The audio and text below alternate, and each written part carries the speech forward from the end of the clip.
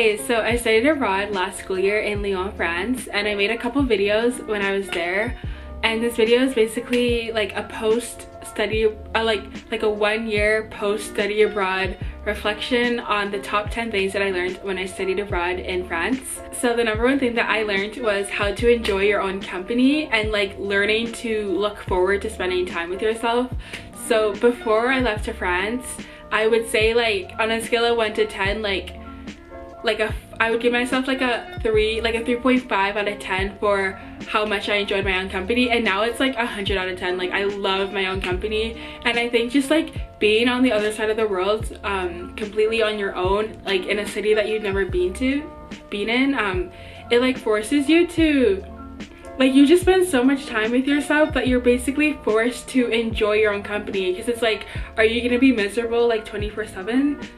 So, like, you just spend so much time with yourself that you want to cultivate like a positive and like satisfying headspace, and then it gets to the point where you, or at least for me, like I genuinely like looked forward to just like spending time with myself and like going on walks in the city and just like looking at like the architecture, because I think French architecture is like one of the most beautiful in the world, and I would literally just like go on like hour walk, like just like looking at the architecture because it's so beautiful.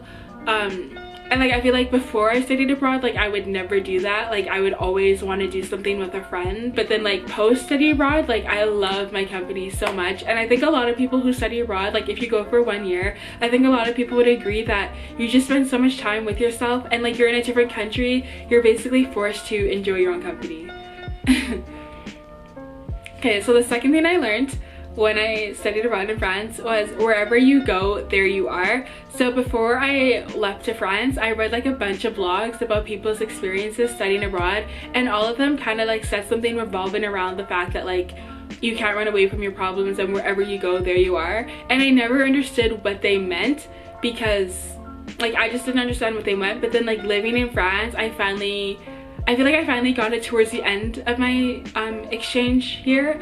So basically, wherever you go, there you are. I think that quote basically means like you cannot run away from yourself. Like every single problem you have, all the baggage you have, you're bringing it to that country, and like you're gonna have like even more problems because you're dealing with like your own problems and then also like the problems of that country. So like for me, it was the fact that like my French wasn't that good, so like just like doing like simple things, like, you know, like going to a bakery store, like going to the bank, I would have to like practice what I'm gonna say before speaking. So that was like kind of like a mini problem I had.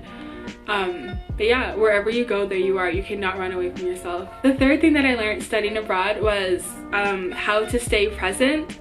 So yeah, so like when I got to Lyon, I remember in September 2018, like even though like I was meeting like all these new people from like around the world and like having like all these unique experiences, like my mind was still like, I had a habit of like ruminating on past experiences, and like I didn't really know how to stay present. Like that was something that I noticed, because I was like, whoa, like I'm like in a different continent, in a different country, and my mind is still focused on back home. And it was just like a habit, like I just had a habit of ruminating on the past. I feel like I fixed this habit by like there's this thing called the 5-second rule. It was created by this motivational speaker called Mel Robbins, and basically whenever like you catch yourself doing something, just go 5, 4, 3, 2, 1 and like focus on the present. And like for me, that actually helped. Like the entire year I would do that, and now like I've gotten a lot better at staying present. The fourth thing that I learned studying abroad in France, and I think a lot of other European countries are like this, but basically like when I was in France, I didn't feel the pressure to always be productive and to always be doing something, versus like back home, I feel like America, Canada, like being busy is something that like people pride themselves on. Like it's like a personality trait to always be busy and to always have like an overflowing schedule that like exhausts you and like burns you out.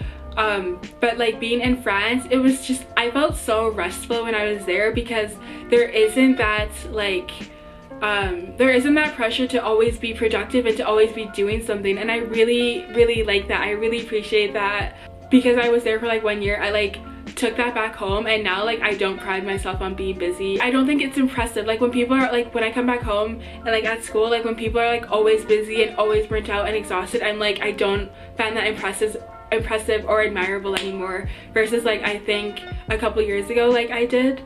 But now I'm like, I think it's so important to like even have some time just for yourself to like literally do nothing, versus like how they do in France. Like I feel like the French, like I don't know, I just feel like the French, they're so good at having a work-life balance, and they don't pride themselves on being like burnt out. Like that's not something that's impressive over there. So the next thing I learned studying abroad was embracing your uniqueness and just being comfortable with who you are.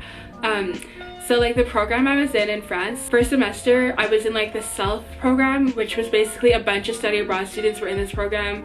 And SELF, it stands for study English in Lyon, France. A bunch of people from different countries, like the Scandinavian countries and like Australia, like New Zealand, Canada, America, Mexico, like we were all in this program, and like we all took classes together in the SELF program. And in class, just like being unique was so embraced. We would just like talk about like any topic, and then we would always like talk about like our country's perspective on that topic. And I just really liked how like everyone in the class really embraced just like their uniqueness, and that was something that was just so valued over there, versus like before I left I felt like me being different has never really been embraced, or has been something that people like took a lot of interest in, versus over there, like just being a study abroad student, you realize your uniqueness and like your individuality is your power. So the next thing that I learned studying abroad in France, and also just in 2019, is you do not need to be friends with everyone. Like I think it's important to be friendly with people and to like be respectful and polite, but like to actually make an effort to have a friendship with everyone, that's just not necessary. And I think it's so important to have standards in your friendship over like what you will tolerate, and to have boundaries. Because I think we get told so much to have standards and boundaries like in our romantic relationships, but like nobody really talks about having standards with your friendships. It's like we're told to be friends with everyone. When you enjoy your own company, you don't use people to fill in voids. It's like people enhance your life. So the next thing I learned living in France was that your identity doesn't revolve around the school you go to or your job status. So like I feel like in Canada, America, like the school you go to, it's like your identity. Like we have sweaters with like our school logo. So like the school I go to, like UBC, we have like a UBC bookstore which is filled with like merchandise covered with like the UBC logo, versus in France.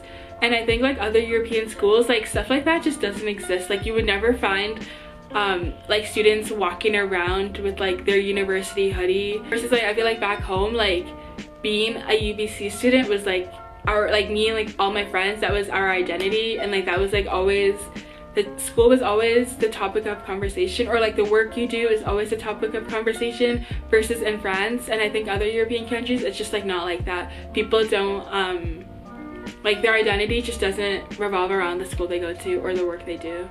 Okay, so the next thing I learned, this is like in the later months of my study abroad term, is just like you do not need to feel pressure to say yes to everything, or like say yes to everyone. Just like living in a different, like just being in a different continent and a different country, I feel like there's so much pressure to like do everything, because it's like you want to like do exchange right, and you don't want to have any regrets of not making the most out of your exchange term. But at the same time, I think it's so important to learn like you need to prioritize your feelings, and like you shouldn't minimize your own feelings to make other people happy or to make other people feel comfortable. Like your feelings should be the priority. I think in the beginning, I don't know, I just felt like a lot of pressure to say yes to everything and say yes to everyone, because it's like I'm in France. Like I've always wanted to be in France my entire life.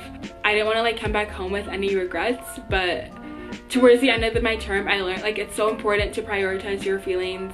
So the next thing that I learned is that the world is so big yet so small. And I know this is cliche and like everybody knows this. You kind of just like, when you study abroad, especially like when you go for 1 year, you kind of just get this addictive feeling of like what would it be like to experience a different city for 1 year. So like for me, what would it like, I really want to know what would it be like to experience New York City for 1 year, or like London for 1 year, or like Switzerland for 1 year. Like the world is so big, but at the same time it's so small. Yeah, I don't know. And I know it's cliche, but that was like one thing that I always thought about when I was in France. I was like, this world is so big, but at the same time it's so small, because you realize like we're all the same. I don't know. and we're all just like trying to do our best. But at the same time, like, there are so many cities in this world that I can experience. It kind of gets overwhelming. Just like after living in France for 1 year, I just want to experience so many more cities for like 1 year or maybe 2 years.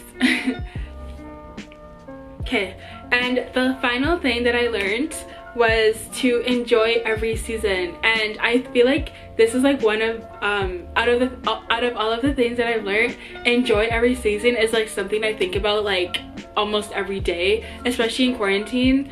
And by enjoy every season, I mean like I feel like I'm not the only one who has the habit of like wishing that they were in a different chapter of their life. So for instance, like my entire life I've always wanted to live in France, and I've always wanted to go to Paris, and then it's like I get to France and I don't want to say problems, but there's just like so many things that happen in France. So like for instance, to do anything administrative in France, you have to send a letter. So like for me to close my French phone plan, I had to send a letter to Paris. Or like for me to like close my gym membership, I was like holding the letter, like I was like at the gym that I go to, and I was holding the letter, and I was like, so you guys want me to post this? And they're like, yeah, like they want you to like send it via mail, when it's like I can just hand you the letter. There was just like a lot of things that I didn't like living in France. So for instance, having to send a letter to do literally anything, and having to wait for a letter to do anything, like to open a French bank account.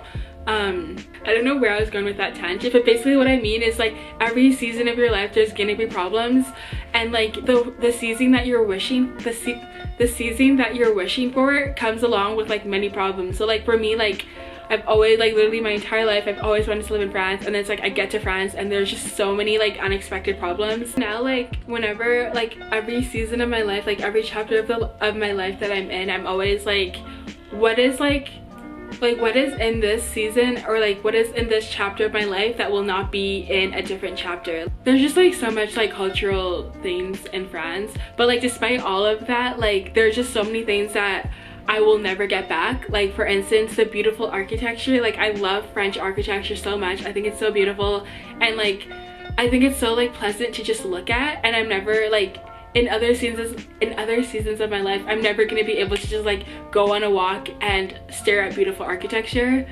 Or like in this season of my life, like there will probably never ever hopefully be another time in our life when something like this happens to like the entire world.